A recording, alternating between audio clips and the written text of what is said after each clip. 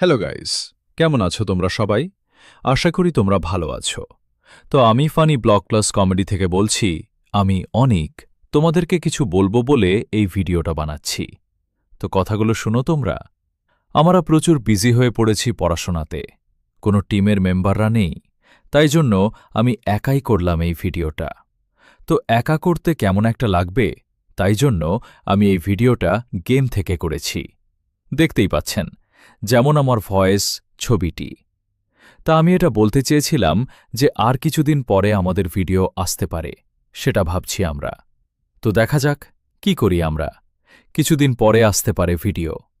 তো আমরা যদি আনি ভিডিও, তখন তো আপনারা দেখতে পাবেন।